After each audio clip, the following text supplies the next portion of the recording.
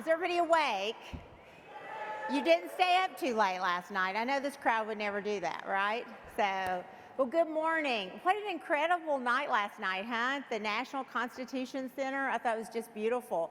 I love seeing so many familiar faces that I hadn't seen for a while, and all the new and young and amazing talent that's here as well. So thank you all for being here. I hope you're as impressed as I was with the CIO yesterday from Philly, who talked about their citizen services effort with their smart city roadmap. I thought that was amazing how they had worked backwards from the citizen, trying to understand what they really needed.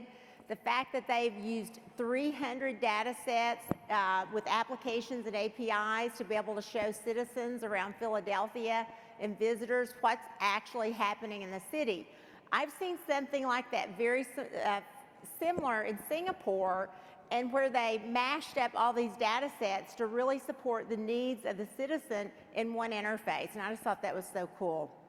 And then I also wanted to thank Pete last night, Saronis, for his amazing panel with Ann Miller from Villanova and Tracy Brala from Venture Cafe Philadelphia, which is a really important element to bring venture capitalists and technology together to try to spur entrepreneurship. So I love that. That was a really amazing engagement.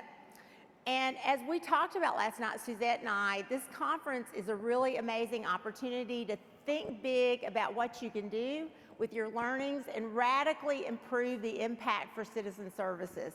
Really move fast. We want you to take all your learnings from this conference, because the new normal is that citizens really they don't differentiate anymore from the digital experience that they have at home on their phone and on their laptops and on whatever technology that they're utilizing. I see my own sons using Twitch and other tools now for watching their media and interacting with their friends. Private sector really wants that same kind of experience. And with today's technology, there's no reason we can't provide it. And that's a big part of what this conference is about, for industry and for government to come together and really think about the ways that we can work together to improve that experience.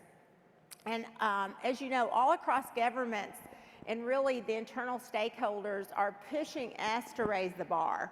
We have to do that together, and I think this is one of these really unique conferences where we can actually work together. We can actually be together, work together, and share ideas and best practices. So for today, I want you all to take your time, go to the sessions, learn, and from those learnings, figure out how you can move faster and drive real impact jointly, and just also network, learn from each other, make new friends, acquaintances, and learn from your government counterpart how they want industry to support and help them. I think, again, this is just a very unusual and unique opportunity, and I'll just say one of the main reasons that I wanted to co-chair this with Suzzette was because I have seen over my many years, almost 20 years now that I've been working in public sector, that this is one of the very few conferences that industry and government really come together. And I think I've seen this grown, and we should make it not just as big, but as impactful as we possibly can. So it's exciting to be here. We have a really fun and impactful day planned. It's filled with so much stuff. Make sure you get out on the floor and visit all the partners that are out there. And with that, without any further ado, I'd like to introduce my joint chair of this conference, my government chair, Suzzette Kent, who's going to come on and wear both hats and talk to you about her role as the co-chair for this conference and her role as federal CIO. So please put your hands together and welcome to the stage, Suzzette Kent.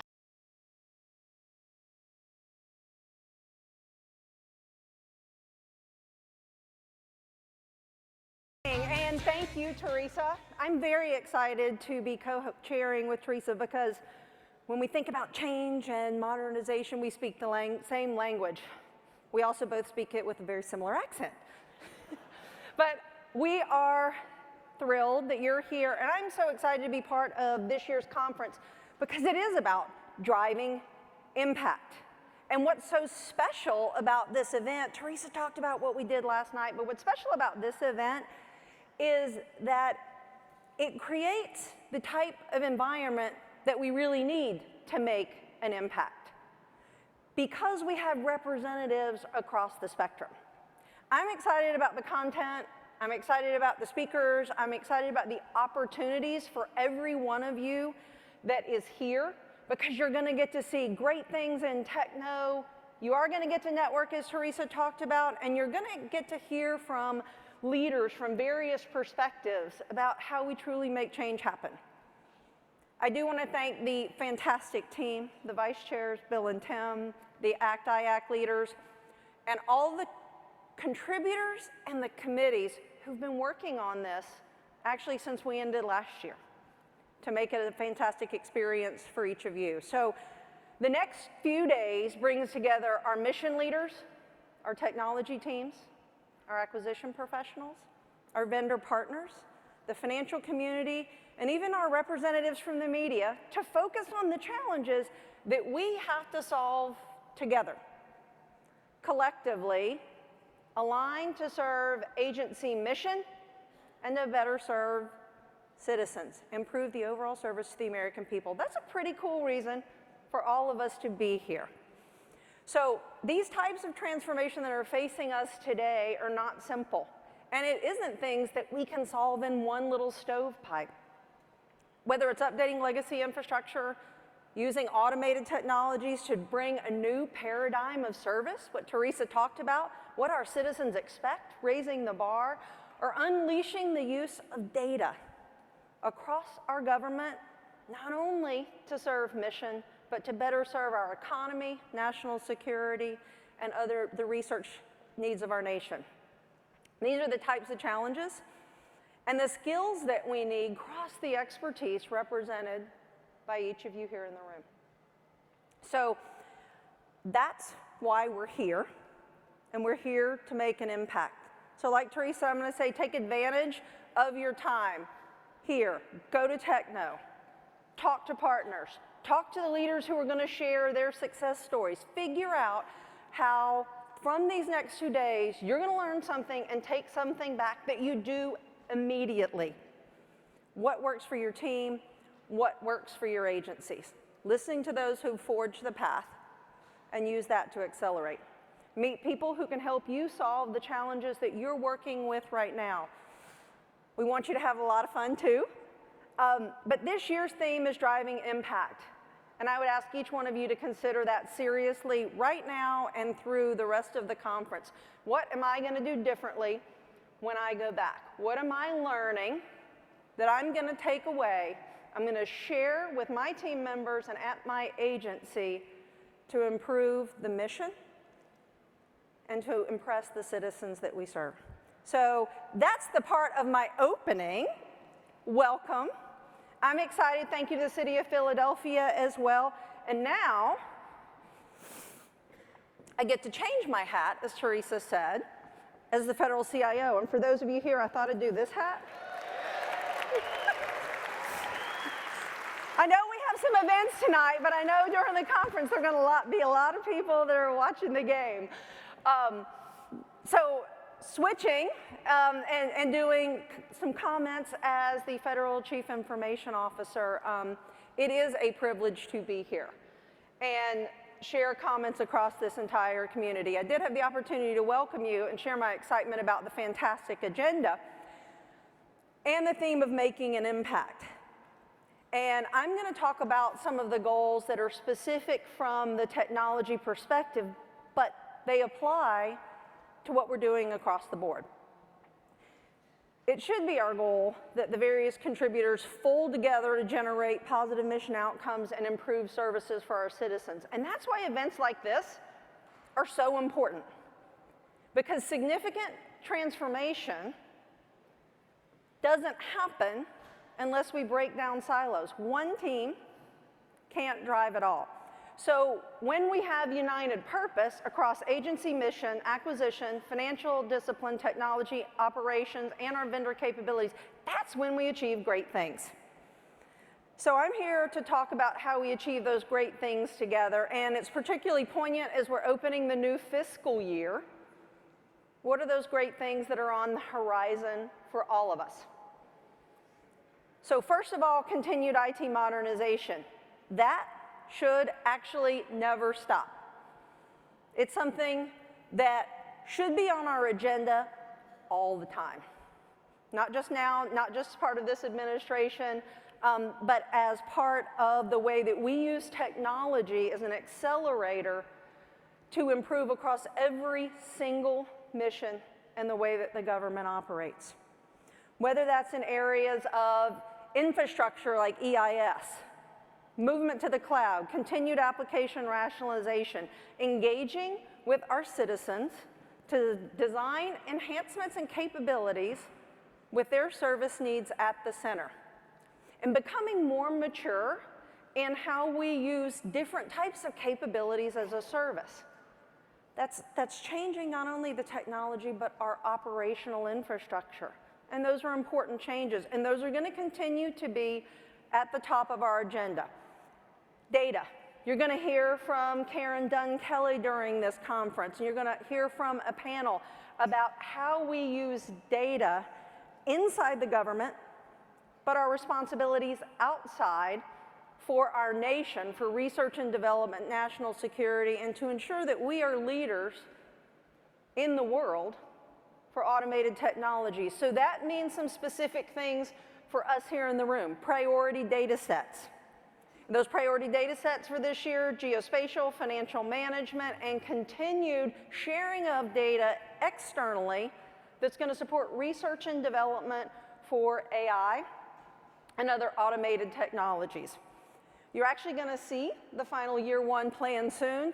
I'm very excited about it. Karen's going to give you some hints. What's been very important is that that has also had a very significant dynamic of getting feedback not only from inside government, but outside from academia, and a very important dialogue about how we drive citizen trust, how we understand the ethics, how we protect civil liberties, and how we make that critical data available, but still ensure privacy and trust that's been bestowed upon us by the citizens.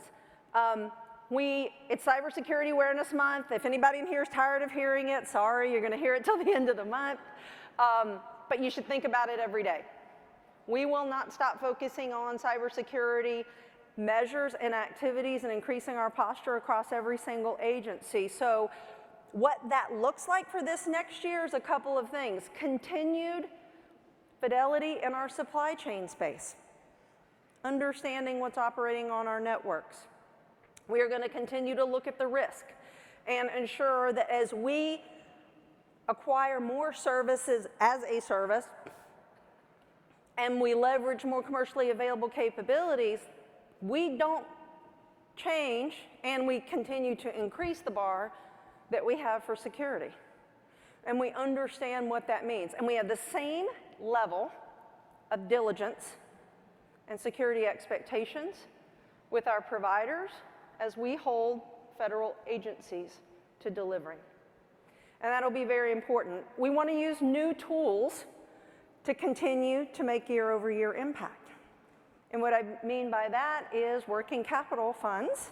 I'm excited by the 4 agencies who are pursuing additional authorities for working capital funds this year, because that's the way that we take the savings and what's generated within agencies to help support year-over-year transformation. I'm also very excited today. I know I've seen folks on their phones that this morning we announced 2 new Technology Modernization Fund awards. And that I'm going to clap because even if y'all aren't, come on, it's morning. Morning. You can see more information about that later this afternoon, but it's 2 projects that were operating on paper-based processes to serve citizens. And one of them even used triplicate copy forms. I don't know about you, I don't even know where I can buy triplicate copy forms anymore. Certainly haven't seen them at Staples or anything like that. But paper-based processes, so ways that we can take every single lever, every measure that's offered across our agencies and through our partners and public-private partnerships to accelerate our journey forward. So on that, check out the TMF website for later details today. And then also this year, I'm excited about our shared services journey. As we continue to move from planning and consideration and standards building to actual implementation. We're going to talk about that in other areas, particularly around payroll, but agencies who are working to provide services for all of government, but in a new and innovative way, as the broker and as the manager of a marketplace of solutions that will stay current and modern for mission support types of services and critical services where we all agree we're trying to accomplish the same thing. So that helps us serve mission, provide better services, and puts us in a position to be better stewards of taxpayer money. So I've highlighted a couple of things that are going to be on the agenda from a technology perspective, but I hope, regardless of what discipline you're in the room representing, those are some of the things that are on your agenda. Because I'll go back to how I opened. We make impact, we drive impact, working together.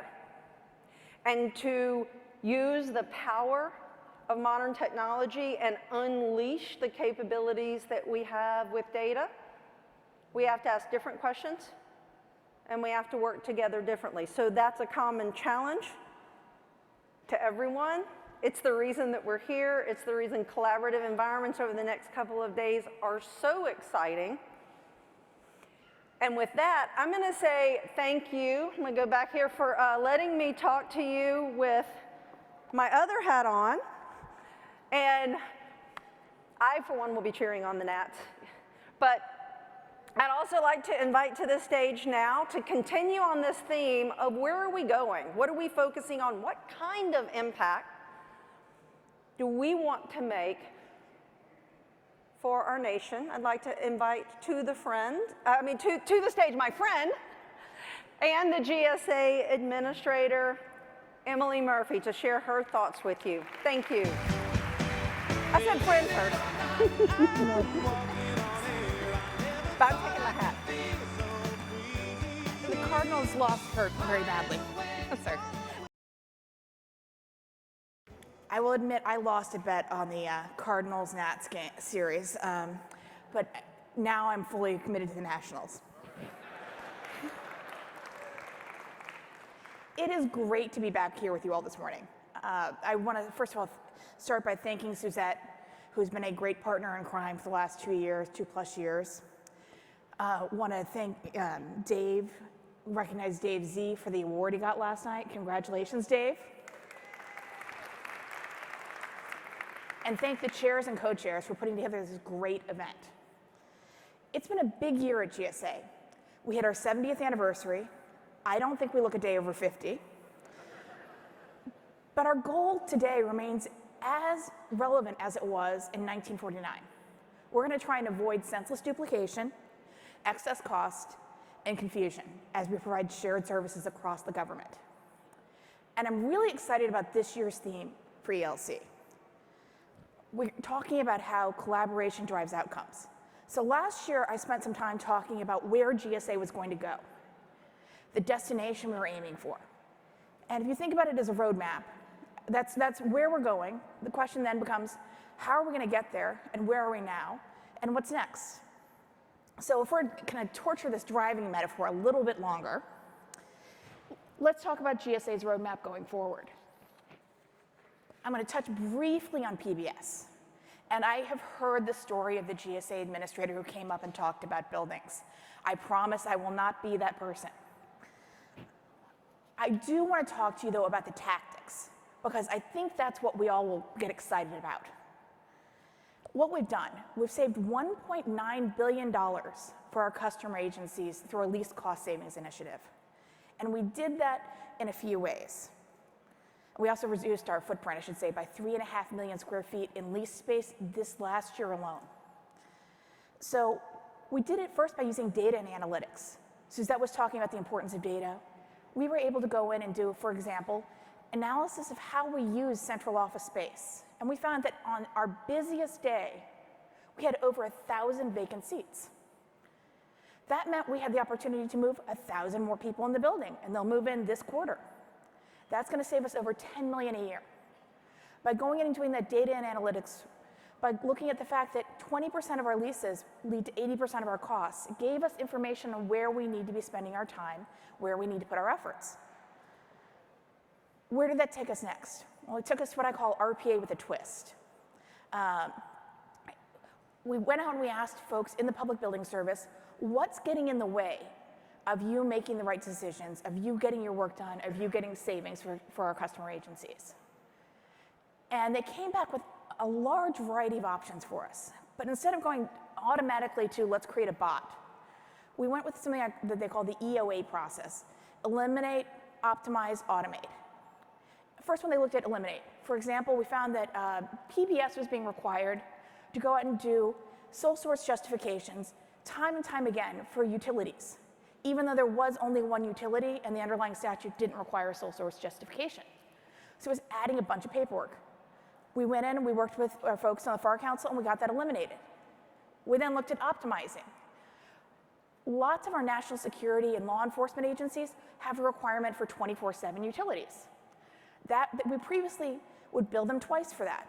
We're now billing them once. That's saving them time and money, that's saving us time and money. Then we looked at automating. And this is what I'm excited about because I still don't understand how we have a contract writing system in PBS that does not have a bilateral mod app, but it doesn't. So they figured out an RPA process to do bilateral mods on 8,000 leases to comply with Section 889 on supply chain security. So that means instead of having lease contracting officers spending time filling out these forms and sending them out to everyone, we instead now have them, they can press a button, it's sent out, when it comes back, they can sign and ratify, saving time and money. So what's next? Where are we going? Our goal is still to save $5 billion over 5 years. We're at $1.9 billion of that right now. We're on track for meeting that goal in the 5-year process. So I think it's an exciting story. We talk about the second area, shared services. And this is an area where Suzzette really is my partner in crime. I think we actually even have a conference call, even we're in the same city, we have a conference call scheduled on it this afternoon. GSA wears 3 hats at least in terms of sharing services. The first one, we're a cap goal lead, along with Suzzette. And the goal that we talked about last year was that over 10 years, we want to thrill customers first and foremost, give them a better experience, and save $2 billion. So last year, we talked about what we were trying to do, and we came up with a process for doing it, or I should say in 18. 19, what did we do? Pre-designated 4 quality service management offices, and identified 6 other areas to move forward towards that QSMO process. Next step is going to be designating the initial QSMOs, working on customer engagement between those QSMOs and all the other federal agencies, and then roll out of marketplaces so that agencies can start that process of modernizing and getting better service. It also means, though, that GSA's Office of Shared Service and Performance Improvements continuing to work on the standards that we're going to need for each and additional shared service offering that's going to move forward. But it leads really nicely into the second hat GSA wears, which is we are one of the pre-designated QSMOs for HR transactions. And when I was here last year, I was able to announce that we'd just done the award for BPA for new pay, which was going to be a $2.5 billion 10-year process of transforming payroll. So where are we now? In the last year, we've gotten $20 million from the Technology Modernization Fund so that we can continue to move forward on the process. And we awarded the first task order under new pay, which means that this year we're going to be spending time working on the interfaces, working on transition plans, and getting the first customers moved over onto the new payroll systems. The third hat we wear is GSA's old hat. We are a shared service agency. It's what we do. It's why we were created. And so let me give you a couple of examples of what we've been doing in that area. Last year, I talked to you a little bit about fleet, and GSA manages 207,000 vehicles for the federal government out of about 600,000 total. We were challenged with, could we do a better job with at least another 200,000 of those? So we spent fiscal 19 going out and doing studies of over 70,000 vehicles at 6 agencies. And we found that conservatively, if we were to consolidate those under GSA's management, it would save taxpayers $120 million a year. So next steps, we've been meeting with the agencies, we're working with OMB, we're trying to figure out a process for transferring those vehicles to GSA management, while we continue to study about, we've got, I think, 5 other studies in works right now, and continue to chip away at that 200,000 vehicle level. Ultimately, though, the savings for the taxpayer could be enormous. And then the area that I think everyone here is excited about is the Centers of Excellence. And I know Anil is here with us today and has been working really hard on these. It is amazing to me that the Centers of Excellence were only created 2 years ago. And if you look back on that period of time, when I was here last year, we had 2 Centers of Excellence. We had USDA and HUD. And I talked about having dashboard envy from our folks at USDA. I'll confess, I still have dashboard envy. But we managed to save USDA over $40 million and have, in the last year, expanded to having 5 Centers of Excellence, where we're doing great work with OPM and trying to get the legacy servers out of the basement that floods, and help them with real modernization of their processes. We're working with the Consumer Product Safety Commission to focus on citizen safety. And we just announced our 5th COE, which is on artificial intelligence with the Joint Artificial Intelligence Center at the Department of Defense. I've talked about dashboard envy. I am looking forward to having AI envy. The bottom line, though, is that shared services align so nicely with GSA's core mission. And if you want to talk about driving results through collaboration, it requires collaboration between industry and agencies to make those results deliver. But ultimately, we improve the citizen experience and we save taxpayers money. So let's talk about the third work stream, the Federal Acquisition Service, and what's going on with our Federal Marketplace initiative. Last year, we launched the Federal Marketplace, and it was after a lot of collaboration with our employees, with our vendors, and with our customer agencies. We wanted to make sure that we came up with a solution that made it easier for customer agencies to buy the solutions that they wanted. They didn't have to figure out the GSA maze or the puzzle that can sometimes be all of our contract vehicles. We wanted to make it easier for our vendors to deal with us. We didn't want to ask them for the same information again and again. We didn't want them to have a different experience on one schedule than they were having on another. And frankly, we wanted to make it easier for GSA employees. We did not want to be having our employees spend time doing duplicative work when there is so much work to be done. So what have we done? Last year, they launched the Federal Marketplace with 26 initiatives, including 4 cornerstone projects on schedules consolidation, contract writing system, catalog management, and commercial platforms. And there has been a lot of progress. I want to thank Stephanie Schutt and her team who've done a lot of work on this, Alan Thomas, who just left as commissioner, who did a wonderful job, and Julie Dunn, who's here with me today, who's taking over the mantle. It's her fifth day on the job, and is here, which I think shows just how seriously we take collaboration with this group. But the work that they've accomplished in the last year, we've taken 24 schedules down to 1 schedule. We now have a combined solicitation, and we have a lot more coming. We've got a solicitation for the commercial platform in the works, or that's actually out, and it closes on November 1st.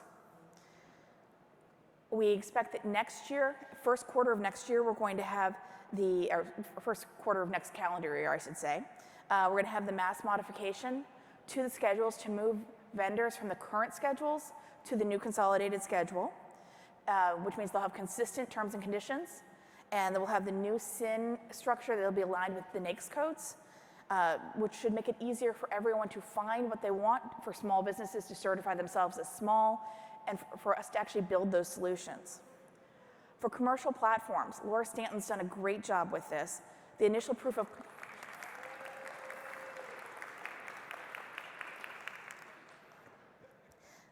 She's got the initial proof of concept should be launching early next year.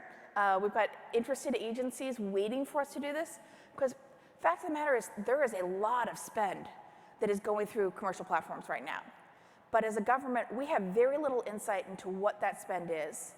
And when it really does pose a challenge for us in terms of supply chain security, what's coming into our systems.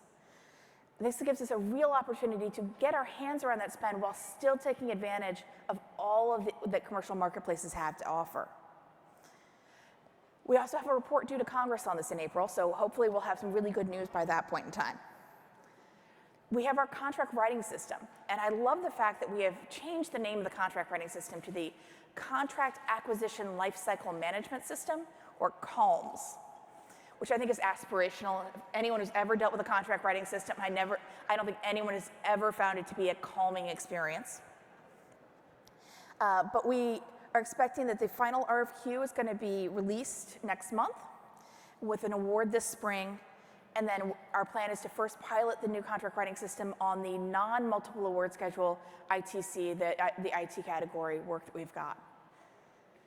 In terms of catalog management, and this is one that's near and dear to my heart, and I know it's near and dear to most of our customers' hearts because it can be hard to find what you want using the schedules.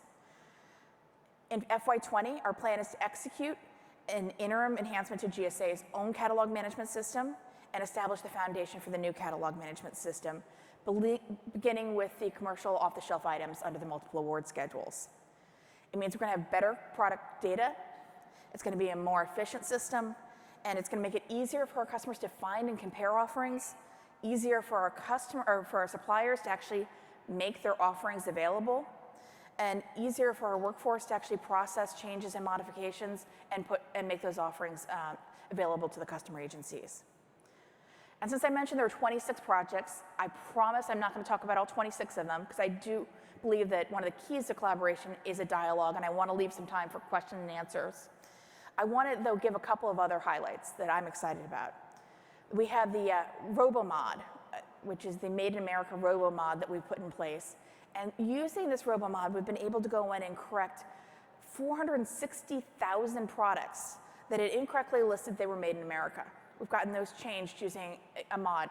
If you can imagine having GSA employees have to read through and check country of origin, the best we could ever do is a spot check. This really gives us a much better way of trying to approach the process.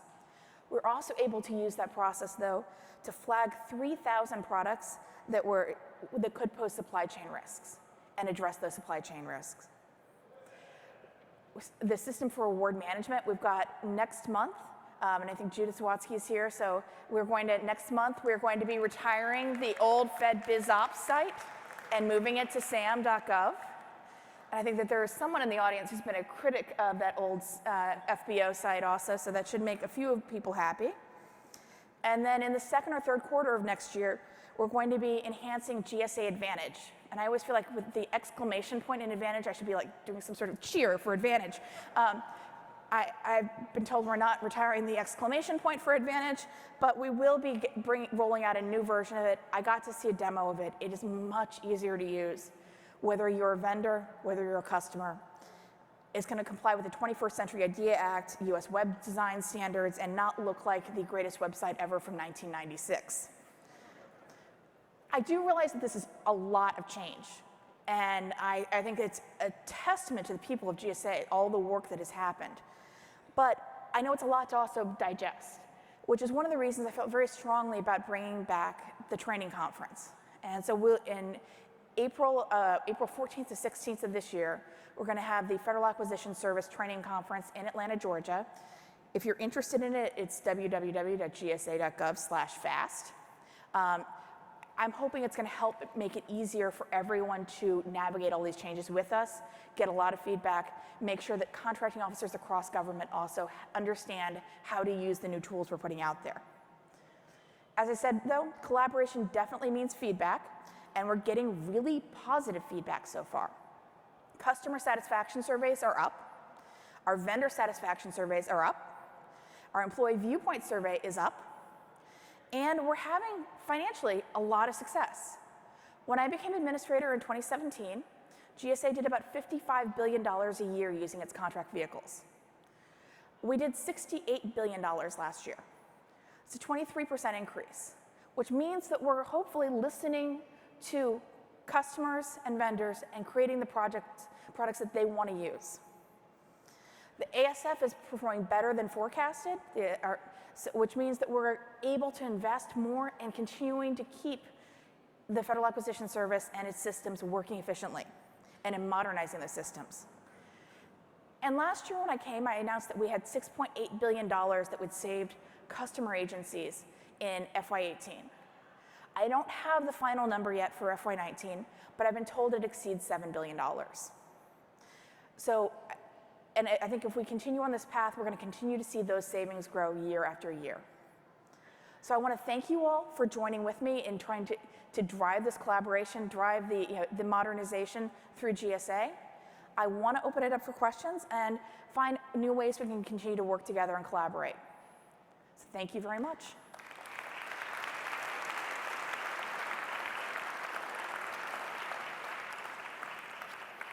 And I think there are microphones out there if anyone. There are folks with mics. I know no one in here is actually shy because I heard most of you talking a lot last night. Okay.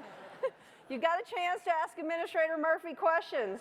And I know a lot of you, so I will call on you if it's silent out here. While we're waiting for questions, you went through a long list of Yes. things. What are you personally most excited about doing? I'm, Besides that savings number you said at the end, but. other than sharing quality services with you? Yes, Yes. Very excited about what we're doing with new pay. I'm really excited about the progress we've made with the multiple award schedule consolidation. And I'm excited that I think we're close to getting a proposed FAR case together so that we can start doing we have authority now to do service contracts where we could do the pricing not at the time of the initial award. We could actually just, at the initial award, look at technical qualifications and then run a really vigorous price competition at the time of task order, which I think will save our vendors a lot of time and money, will save our contracting officers a lot of time and money, and get us real pricing.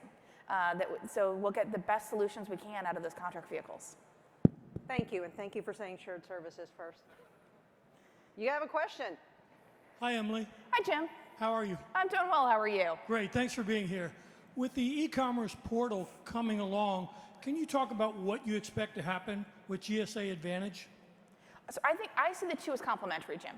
So I think GSA Advantage needs modernization, and as I said, our plan is to launch an improved version of GSA Advantage next year. But I want to be clear, I don't see GSA Advantage or GSA schedules and the e-commerce portal as being in competition. We're already seeing that I think it's a $5 to $6 billion market that's being spent through purchase cards, not through schedules, not through any sort of contract vehicle already. This is a chance to try and get our hands around that spend. And when you think of all the things that are coming into our federal acquisition through those purchase card micro purchases, this is a chance to really identify: are there defective parts coming in? Are we getting the best deals we can? Do we understand how we're buying, what we're buying, when we're buying it? And so I'm excited about the opportunity to really look at that and see how we can optimize and reconcile the two. I think they should be complementary initiatives. Laura, did I miss anything on that? Okay. Hi, Emily. Renee Cortland. Hi, Renee.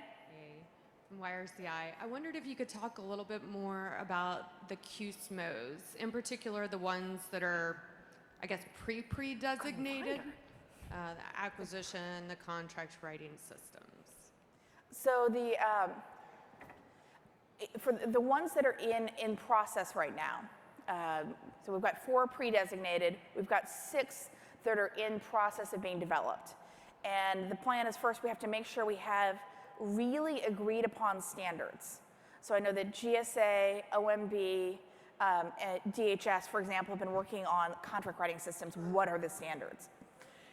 It's only when we agree on that we then would let someone pitch to be the pre-designated QSMO, because it doesn't make sense to come in and sell yourself for something where you haven't just. Who here would bid on something if they didn't know the scope? Hopefully the acquisition people in the room wouldn't let that happen. So make sure we've got the scope on those correct. I think we've got agencies that want to be pre-designated in most of these, but we really want to make sure we understand what the requirements are, get those right, and then take it to the next step. And I think they've done a really nice job of setting this up as a funnel, so we can, that we continue to make sure we're getting the right answers.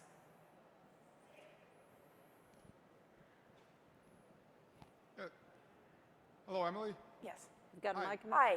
Miguel Adams. Hi. We're really excited about the HR CUSMO. Is there a plan to advertise or market this to federal agencies so that they can better leverage the CUSMO?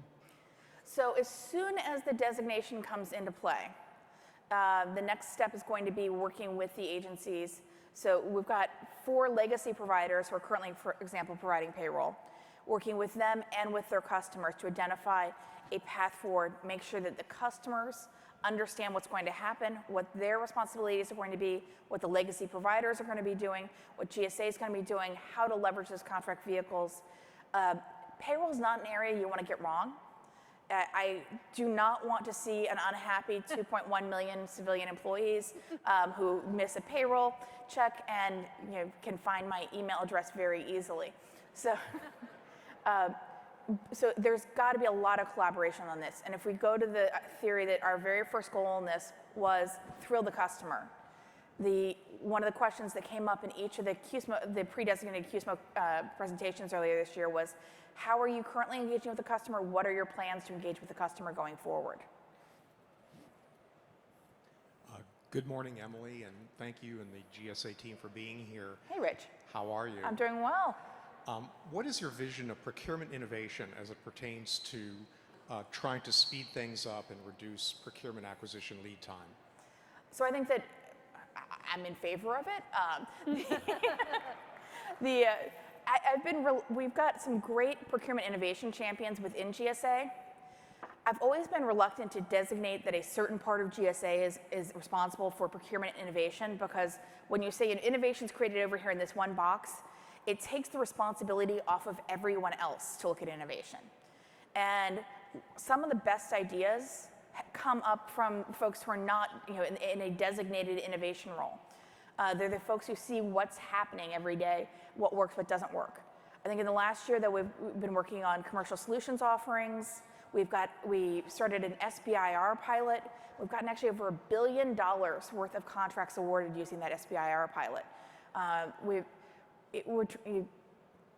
Whether it be coming up with the consolidated schedules, I see that all as acquisition reform and acquisition innovation.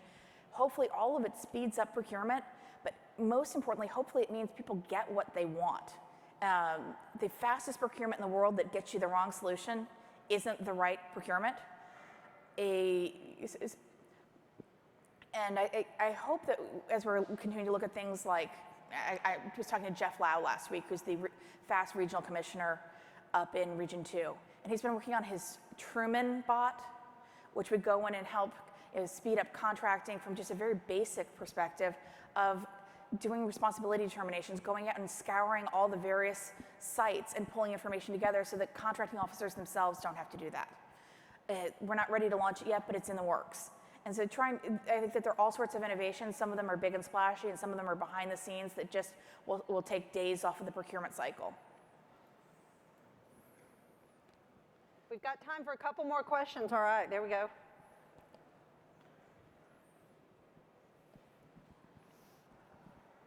Good morning, Emily. Good morning. How are you? I'm well. How are you? Greg Baroni with Yes. Attain.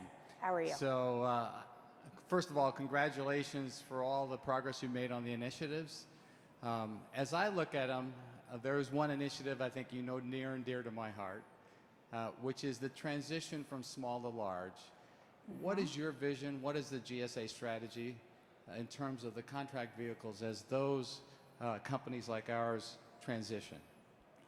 So if the question's on how we're going to continue to make sure we don't lose our mid-tier vendors. And I think that the schedule consolidation is going to be a good way of helping that happen, because it's going to Frankly, it's going to make it easier so that you're not going to have different certifications taking place at different times along that schedule. I mean, because the NAICS code will be the SIN, you'll get one certification at that point in time, and it's not going to be for this part of a contract I'm small, for this part of a contract I'm large. It'll make it easier to understand going in what it is you can bid on. I think that as we've looked across the mid-tier issue, it's a tough one. It's there. A small business is one that is is independently owned and operated, not dominant in its field of operations, and that's the statutory definition. And then SBA comes in and puts regulatory definitions around those. It's really hard to understand, like, where if you have one more employee or you made $1 more last year, why that suddenly makes you dominant in your field of operations. And they're doing their best to try and draw that line. I'm hoping that as they are actually in the midst of revisiting their size standards right now, that they're going to be able to look at how government contracting affects those.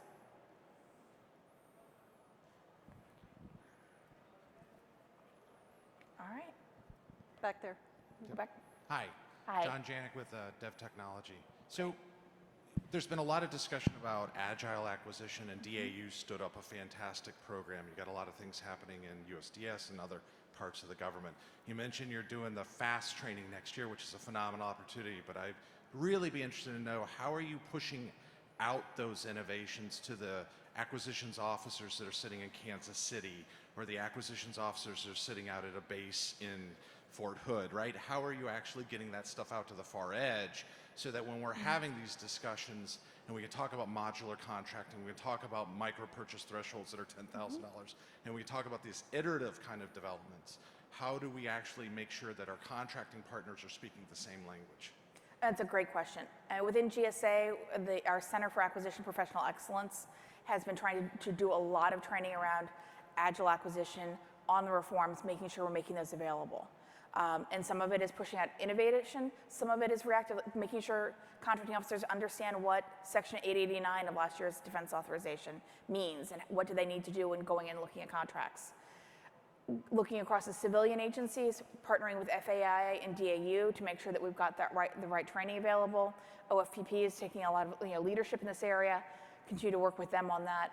But it's actually one of the reasons I felt very strongly about bringing back a national training conference that would be free for any government employee who wanted to attend, and that would let them get the continuous learning points that they need at a better deal than we found at most. I think it's less than $30 per credit hour to cost to GSA.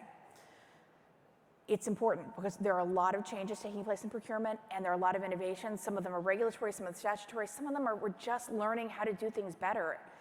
And if we don't make all of that available to our contracting officers, we can innovate all we want, but until it actually gets implemented at that level, we won't have actually won that fight.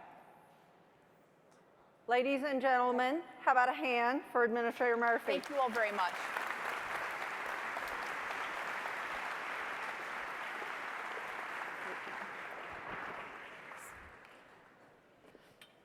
All right, not only do we appreciate you coming and joining us today to share the fantastic progress at GSA, thank you for taking questions from the audience. And hopefully that was to pep you up a little bit, because right now I would like to invite back to the stage Teresa, Dave, Maria, and Paul for some awards.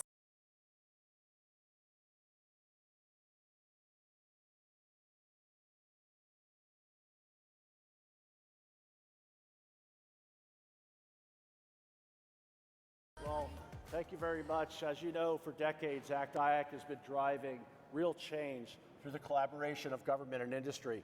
It truly takes a team of volunteers. Many of you in this room have had a position of volunteering for the organization. And so we need to recognize these people for their contributions. And so Marie and I have the great duty to hand out these awards. And so we'd like to recognize a few awards this morning. The first is the ACT-IAC Education Award.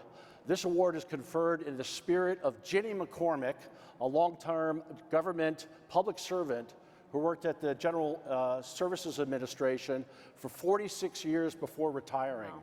Many in this room probably remember Ginny. She was one of the great public servants and will forever live in the history of ACT-IAC. This award is given to an individual who has made significant contributions in educating, knowledge sharing, and bringing awareness towards a more effective and efficient government. So this awardee has served as a volunteer on several committees within ACT-IAC. Within this past year, he has helped expand ACT-IAC's communities of interest, helping those industry and government groups better educate each other and share their learnings with one another, and positioning ACT-IAC to continue being the driver for government modernization and innovation that it is today. It is our honor to present this award to Combi Abdulram Hami. Please come forward.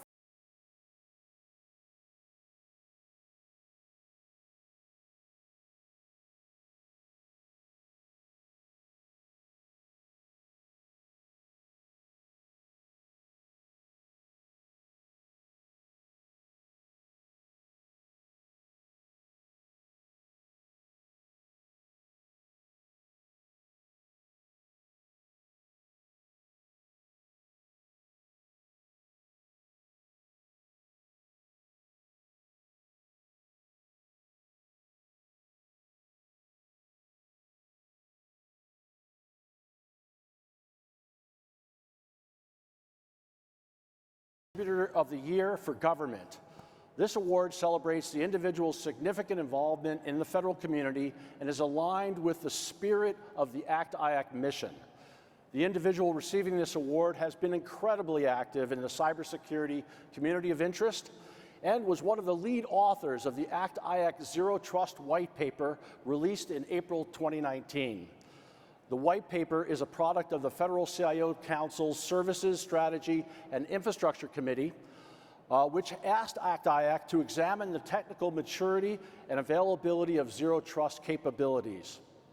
The ACT-IAC Individual Contributor of the Year for Government is Stephen Hernandez. Yay!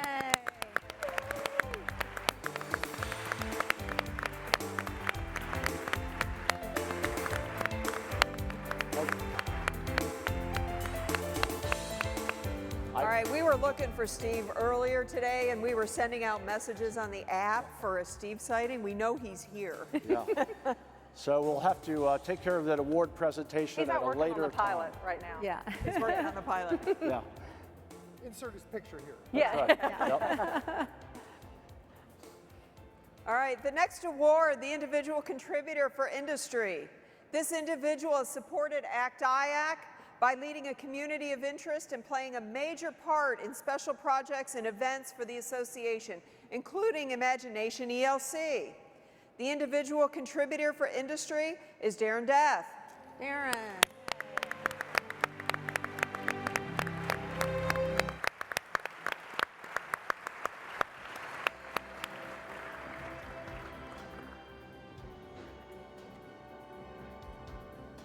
Darren, great job. Thanks for everything you're doing. Congratulations. Congratulations, Darren. All right, we got to see a smile now. Yeah. Darren, here, big old smile. That's right, wash your feet.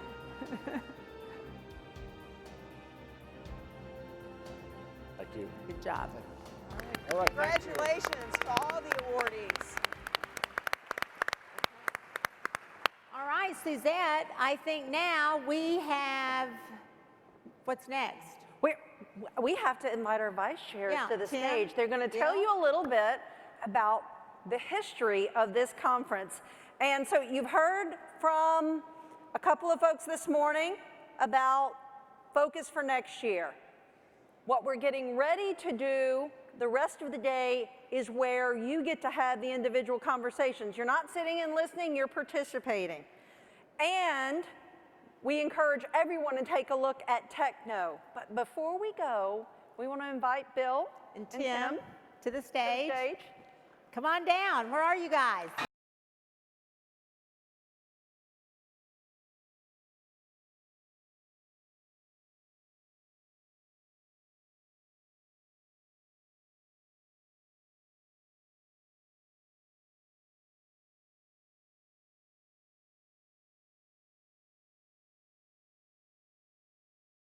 Stage. That's There's right. proof. So Tim, wow, what a great start.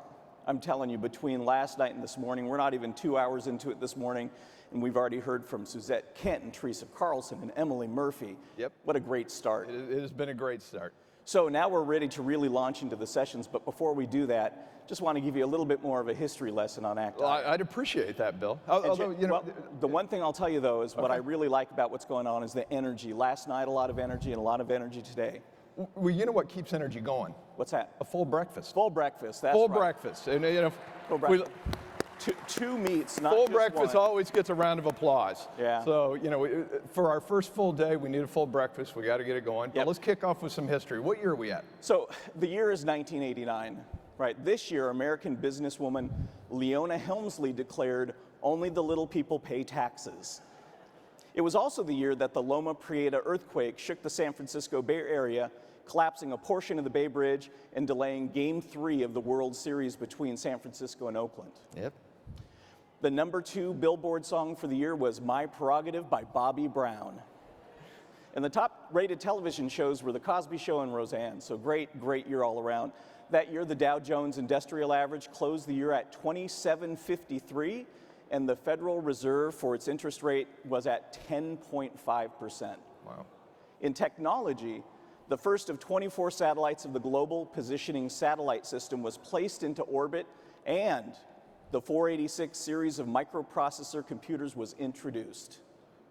In 1989, that was the same year that Tim Berners-Lee circulated Information Management, a proposal, and that really outlined a global hypertext system, and that really was part of what helped to set the stage for the World Wide Web 2 years later. And I think it's great that we have Vint coming on later Yeah, with absolutely, Teresa yep. to talk about these things. But in 1989, FGIPSI, again, that's what the ACT-IAC organization was affectionately known as back then, they chartered the Industry Advisory Council. So it was not until 1989 that the IAC portion of ACT-IAC came into being. And that opened the community to be able to have private sector information, that industry that provides the IT products and services to us, into the fold. Right? FGIPSI recognized that collaboration, which brings folks like us together, really is that private sector collaboration is essential, and we wanted to make sure that we had objective and ethical forum for obtaining that industry input.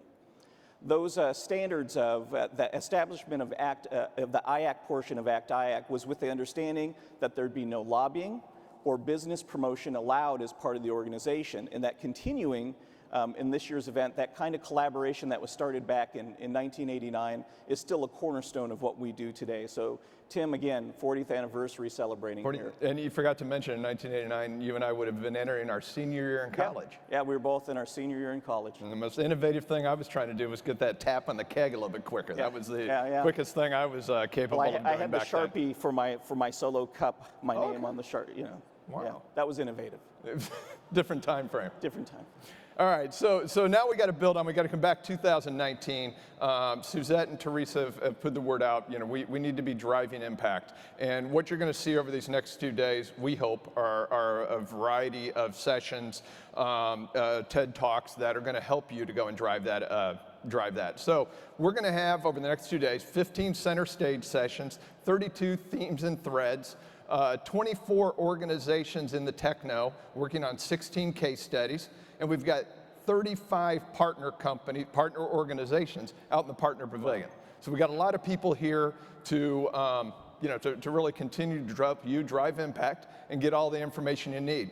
So when you leave here this morning, we're gonna go right out of here. You've got 2 sessions in our Imaginarium. So the Imaginariums are, if you go back to the main floor, up near the front on each corner. You're gonna have 2 sessions in our theaters. The theaters are closer back here when you come walking out in here. 4 use cases going on in the techno. There are 4 hubs in there. And then you're gonna have 2 TED Talks in center stage, right in the center. That's where we decided to put it. So you're gonna be going to those, learning all you can, get out there, engage and drive impact. We're going to serve lunch on the floor so you can continue to walk around, see the partner pavilions, the techno a little bit more, but we need you back here and seated by 1 o'clock because then we're going to welcome back to the stage Teresa Carlson and her good friend Vint Cerf. And then following Vint and Teresa, we'll go back into our sessions, our use case and our TED Talks for the rest of the day. And then tonight at around 5:15, we'll start a reception and a dinner on the floor. and so you can continue to engage. So 2 more things. 2 more. Use that app. Get it to the app, kind of participate, take pictures, kind of show what's going on a day-to-day basis. Keep that energy up. And there's an information booth right up in the front. So if anybody does have any questions in terms of navigating the floor, just go see the folks up in the front and they'll be able to help you. And with that, anything else, my friend? And the next time we'll see him is tomorrow following a full breakfast. Awesome. Again.